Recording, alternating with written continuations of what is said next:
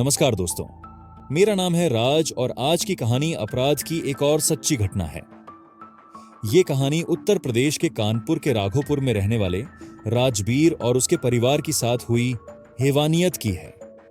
1 जनवरी 2006 की सुबह सर्दी की ठंडी हवाओं के बीच राघोपुर गांव में हलचल मची हुई थी। गांव के लोग चौपाल पर इकट्ठा थे और हर कोई घटना के बारे में एक दूसरे से पूछताछ कर रहा था।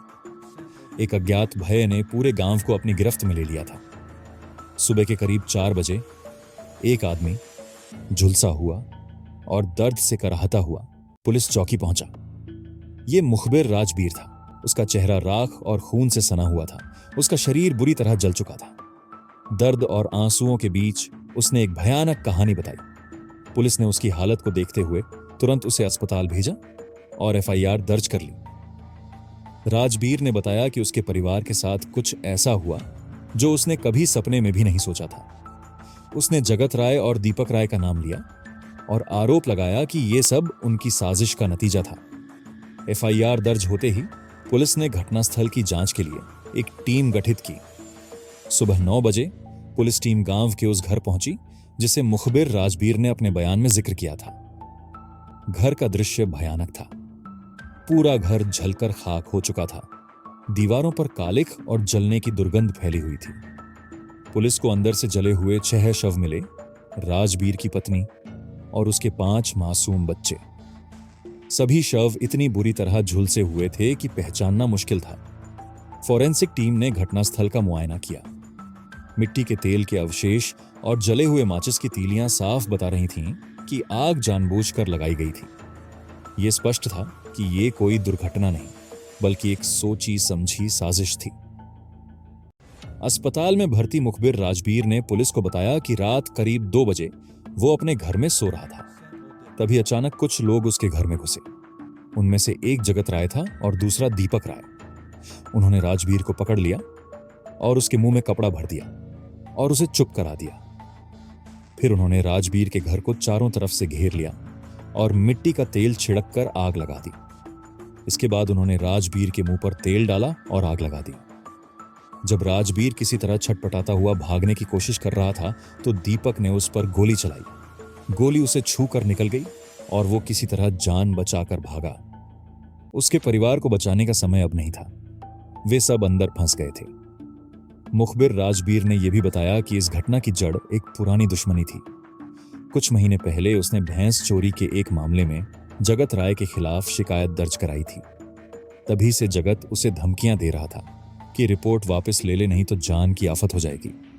पर राजबीर ने ऐसा करने से साफ मना कर दिया था। पुलिस ने गांव के लोगों से पूछताछ करने की कोशिश की, लेकिन कोई खुलकर कुछ बोलने को तैयार नहीं था। डर ने उनकी जुबान पर ताले लगा दिए थे। हालांकि मुखबिर के भाई ने गवाही दी कि उसने रात में शोर सुना और जगत राय और दीपक राय को घटनास्थल से गोली चलाकर भागते हुए देखा था। 1 जनवरी की रात पुलिस ने जगत राय और दीपक राय को उनके घर से गिरफ्तार कर लिया।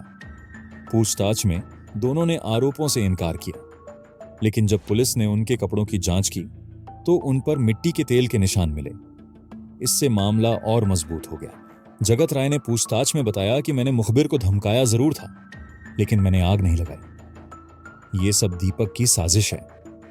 पुलिस को पता था कि सच्चाई इससे कहीं ज्यादा गहरी है।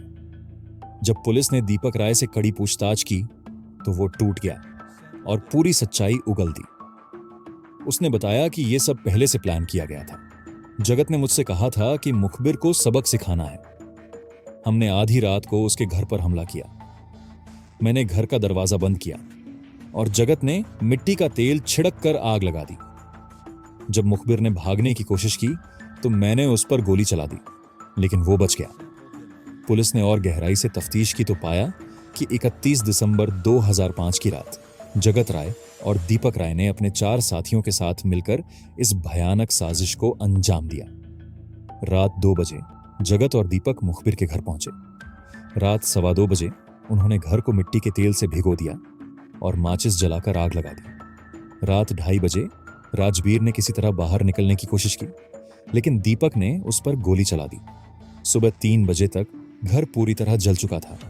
और मुखबिर राजवीर का पूरा परिवार अंदर फंसा रह गया था, जिससे उनकी मौत हो गई। पुलिस ने 21 मार्च 2006 को आरोप पत्र दायर किया। इस मामले को दुर्लभतम से दुर्लभ मानते हुए अदालत ने तेज सुनवाई का आदेश दिया। 12 जनवरी 2008 को अदालत ने जगत राय और दीपक राय को दोषी ठहराया।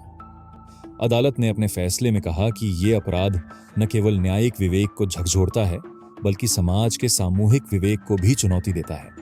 इसे दुर्लभतम मामलों में शामिल किया जाता है। जगत राय और दीपक राय को मौत की सजा सुनाई गई, जबकि उसके 4 साथियों को उम्र कैद की सजा सुनाई गई। राजवीर ने न्याय तो पा लिया, लेकिन उसका परिवार हमेशा के लिए खत्म हो गया। राघोपुर गांव के लोग आज भी उस रात की भयावहता को याद करते हैं। यह घटना सभी के लिए एक ऐसी डरावनी कहानी बन गई जो वे आज तक भुला नहीं पाए हैं। इस अपराध के लिए भले ही दोनों लोगों को मौत की सजा सुना दी गई हो, पर राजवीर ने इस अपराध में जो खोया वो उसे चाह कर भी वापस नहीं पा सकता, क्योंकि समय कभी वापस नहीं लौटता। आपका इस पर क्या मत है, हमें कमेंट करके जरूर बताएं।